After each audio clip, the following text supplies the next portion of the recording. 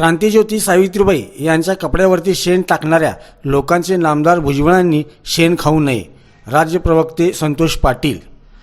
महात्मा ज्योतिबा फुले व क्रांतिज्योती सावित्रीबाई फुले या थोर दाम्पत्याने गोरगरीब गांजलेल्या पिचलेल्या लोकांची मुले शिक्षणापासून वंचित राहू नये, त्यांना लिहिता वाचता यावे व त्यांनी साक्षर बनावे म्हणून त्यांना शिक्षण देण्यासाठी शाळा सुरू केल्या व त्या ठिकाणी सर्व समाजातील गोरगरीब वंचित व सर्व जाती धर्मातील बहुजन समाजातील मुलांना शिक्षण घेता यावे यासाठी शाळेमध्ये स्वतः शिकवत होत्या व त्यामध्ये अनेक विद्यार्थी उपस्थित होते.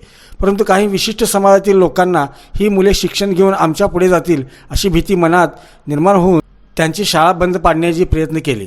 तरीसुद्धा महात्मा ज्योतिबा फुले व क्रांतिज्योती सावित्रीबाई फुले यांनी वंचित घटकातील मुलांना शिक्षण देऊन त्यांना त्यांच्या पायावरती उभे करून त्यांना शिक्षण देण्याचे काम चालूच ठेवले. परंतु काही वेळेला घरातून शाळेत जात असताना त्यांच्या अंगावरती ज्या मुलांनी शिक्षण घेऊ नये असे वाटणाऱ्या लोकांनी त्यांना त्रास देऊन त्यांच्या रस्ता अडवून धमकी देऊन त्यांच्या अंगावरती शेण फेकून मारत होते. ही वस्तुस्थिती पूर्ण जगभरात आपल्या देशात सर्वांना माहीत आहे. हे जोपर्यंत या पृथ्वी तलावर चंद्र तारे सूर्य असेपर्यंत कोणीही विसरू शकणार नाही.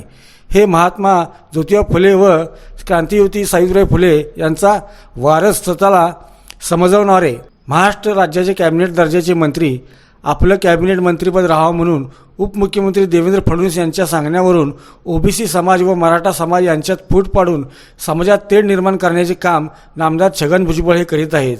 त्यांनी भूतकाळात केलेल्या भ्रष्टाचार बाहेर काढू नये, काढल्यास मला जेलमध्ये टाकतील या भीतीपोटी जालना येथे झालेल्या ओबीसी मेळाव्यामध्ये मराठा समाजाचे आरक्षणाचे जनक सन्माननीय मनोज जरांगे पाटील व मराठा समाजावर खालच्या भाषेत टीका केली. त्यांनी महात्मा ज्योतिबा फुले व क्रांतिज्योती सावित्रीबाई फुले यांच्यावर अन्याय झालेल्या विशिष्ट लोकांनी त्रास दिल्याचे त्यांच्या बोलण्यातून दिसून येत नव्हता.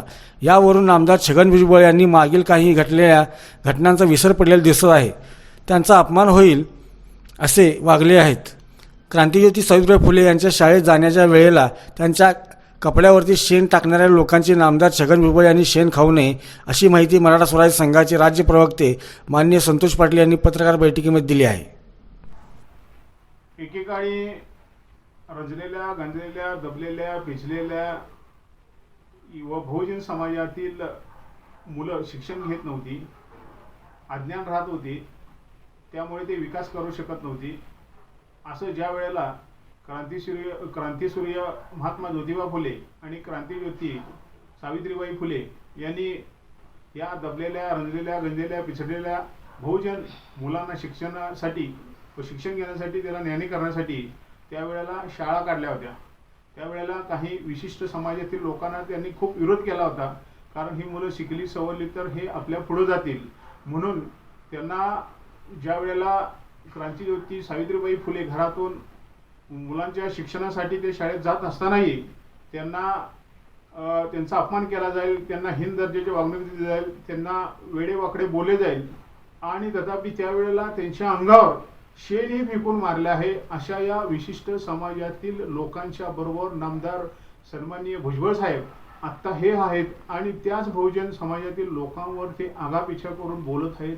ह्या कुठला म्हणजे ज्या फुलेत आपण त्यांचे आपण वारस आहे असं सांगतात भुजबळ साहेब, तर त्यांनी त्यावेळेला जे शेण टाकलं त्या लोकांच्या विशिष्ट समाजातील लोकांसाठी हे आता ते काय शेण खाऊ लागले काय अशी चर्चा या माध्यमातून किंवा सध्याच्या ज्या प्रकरणावरून चालू आहे असं या बहुजन समाजातील लोकांकडून एक प्रतिक्रिया उमटू लागल्या आहेत की ज्या वारसा फुलेत आपण त्याचा वारसा सांगतात त्याच नामदार भुजबळ साहेबांनी या बहुजन समाजातील काही लोकांच्या विशिष्ट सांगण्यावरून किंवा आपलं मंत्रिपद राहावं म्हणून किंवा आपण जेलमध्ये जाऊ नये किंवा विशिष्ट भ्रष्टाचाराच्या आरोपाखाली आपण अटक होऊ नये ह्याचंच फक्त त्यांनी मनात जाणीव ठेवून या बहुजन समाजातील लोकांना आगापुगा बोलत आहेत. हे बरोबर नाही. हे वक्तव्य भुजबळ साहेबांनी भविष्य काळात असं करू नये. कारण आपण बहुजन समाजातील ज्यांचा वारसा सांगतो त्यांच्या पिढीतील आपण आहात आणि बहुजन समाज एक राहिला तरच भविष्य काळामध्ये सर्वांचा विकास होईल. असं कृत्य भुजबळ साहेबांनी भविष्यात करू नये असे या ठिकाणी माध्यमाद्वारे मी विनंती करतो.